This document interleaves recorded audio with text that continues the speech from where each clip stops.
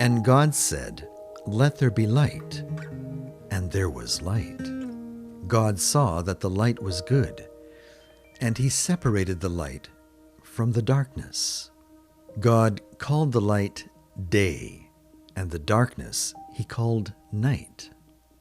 And there was evening, and there was morning, the first day.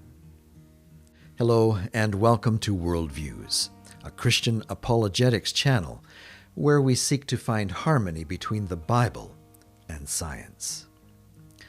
Today, we're going to take a look at day 1 of creation as given in Genesis 1 of the Bible. Critics of the Bible will ask, now, how can you have light without the sun? If the sun is not created until the 4th day, where did the light come from? How could you have day? How could you have evening and morning to mark the days? And these are all good questions. Let's take a look at it together today.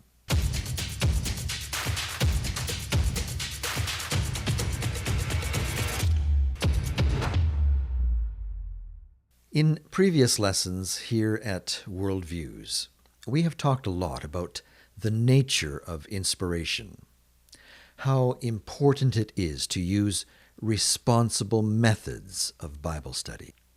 This is especially true when it comes to Genesis 1. We need to remember that this ancient account of creation was not primarily intended for our modern age. We are not the original audience. It was an inspired communication from the Creator to a completely different culture with a completely different worldview and cosmology.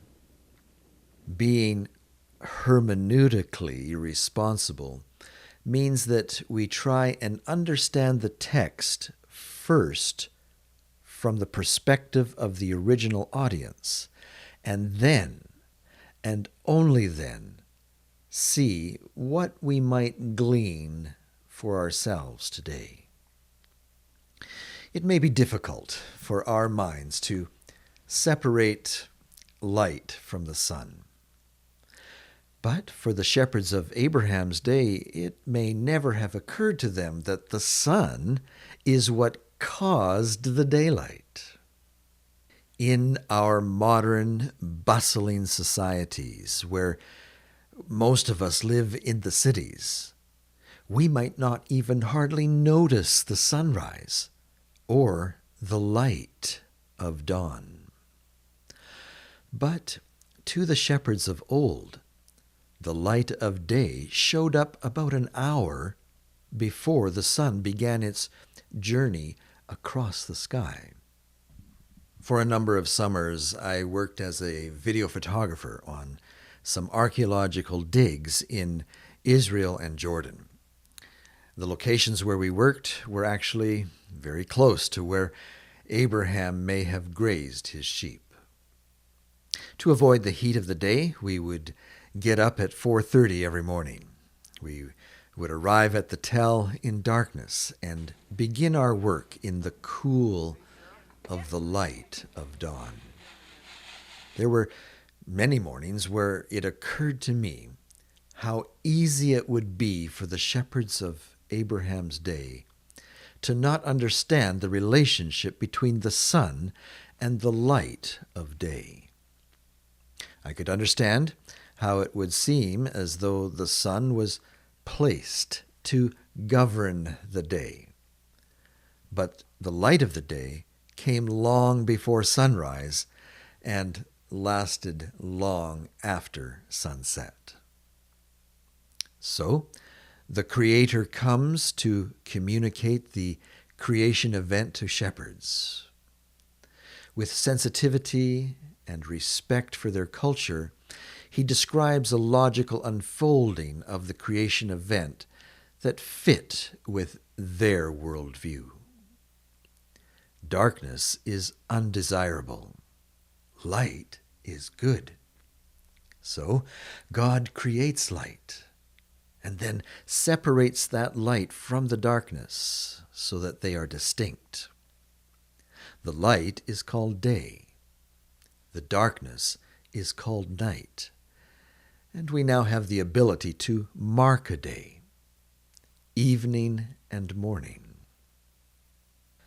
One of the most important things of life for nomadic shepherds is light. And that is the first thing that the Creator makes. What about us today? Does this communication to an ancient culture mean that the ideas presented here in Genesis 1 have no significance for us today? To study ancient texts using principles of good hermeneutics means that sometimes you may have to be content with the fact that the inspired communication holds meaning that is significant to the primary audience alone, and simply celebrate the fact that the text has been preserved to our day, and be happy that we are able to catch a glimpse of how the Creator chose to communicate the principles of the creation event to them. The shepherds of old would want to know where the day came from. Who made the light so that we could go about our work every day? Well, God did. It's one of the very first things that He did on the very first day. Make the light. This is the primary message, and perhaps the only message. We might need to be satisfied with that. Some commentators try to twist the words of Genesis to be describing only our 21st century cosmology. Others make up fantastical scenarios of proposed temporary laws of physics in an attempt to preserve their understanding of how inspiration must work. I do not believe that either of these methods are necessary, wise, or helpful. There are some things about the Genesis account that may only be relevant to the ancient worldviews, and we may need to be content with that and celebrate that. However, once we can be satisfied with the primary message and be at peace with that, acknowledge that, be okay with that, be ready to move on, unfazed by that, then I believe we can stop. Look a little closer at the text and try and understand what the Creator was trying to communicate to the ancients. If we can focus in on that, then there is a chance that we may discover the original intent of the idea behind the words that were used. We might see the true message, the principles of the idea, and carefully pull these things through the veil of time, culture, and language. What are the principles of this passage? I believe there are three. 1, from a state of darkness, nothingness, shapelessness, and emptiness, God creates light. 2, light is separated from darkness. 3, the first day is marked off. The creation of light enables the beginning of time. As we study the book of nature, science, we find that the event of the beginning, often referred to as the Big Bang, there was a whole lot of light. There was the beginning of the space-time continuum, and light was separated from darkness. Science is only just now beginning to acknowledge the existence of dark matter. Genesis 1 talked of the Creator separating light from darkness millennia ago.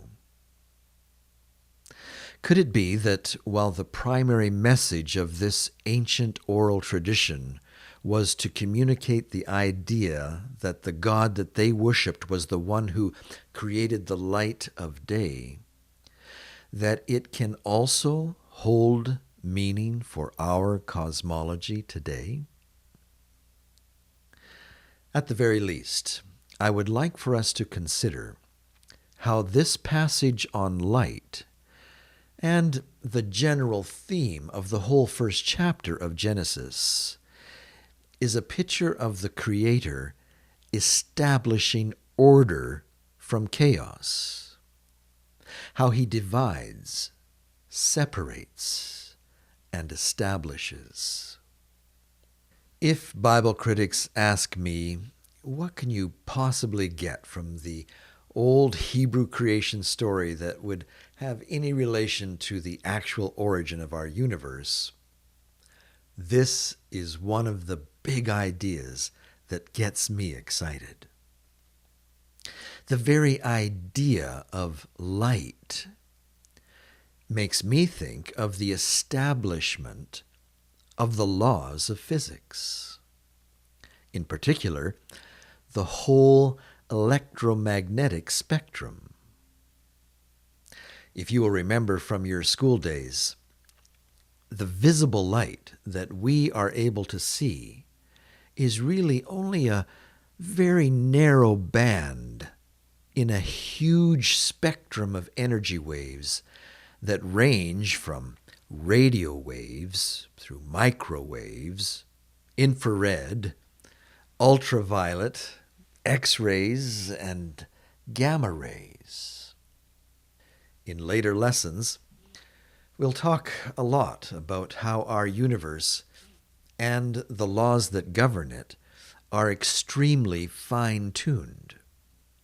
That if any of the many different laws of physics, including the electromagnetic spectrum, were off by just a little, life in this universe would not be possible.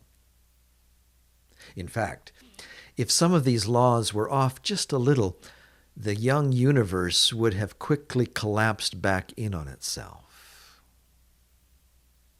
So, on the first day, when God says, "Let there be light," I see God beginning his work of establishing stable laws of physics that will make the expansion of the universe and life on earth possible. Thus, on that very first day of the creation event, God not only turns on the light of day for our shepherds of old, for our understanding, I believe, we can see that he establishes laws of physics that may include the time-space continuum, the electromagnetic spectrum, and dark matter. Now, at this point, I know that some of you are probably saying, what? The Big Bang? Time-space continuum? The electromagnetic spectrum? Dark matter? In Genesis? Isn't that a whole lot of iso-Jesus going on there? Aren't you bringing your own ideas into the text? Aren't you bringing the ideas of 21st century science into the text? Well, actually, no. And it was the way that we approached it that made all the difference.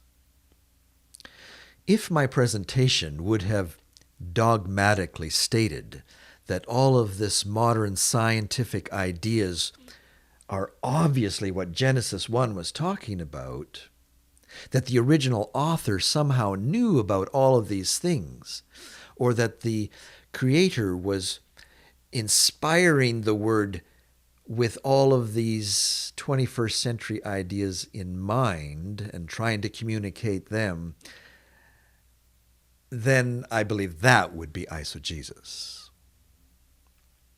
Instead, our approach was that we went to the passage using good principles of hermeneutics, understanding first the original intent of the passage. We were content with acknowledging that this was the primary purpose of the text. We celebrated that God chose to communicate the concepts of creation the way that he did, within the context of the understanding of the original hearers. And only then did we switch to doing exegesis, finding things that we might pull out of the text that will speak to us as well today. We dug deep to try and understand the purpose of the original communication, the original principles. And once we isolated those, then the only thing that we were doing was trying to find ways that we might find parallels to what we know about the universe today. We found 3 principles in the text that we were able to make connection with and interpret them to our context today. Many people, including many Christians today, have come to the conclusion that Genesis is an old origin myth that has no insight for us today and can be regarded as nothing more than ancient poetry. I think that is a mistake.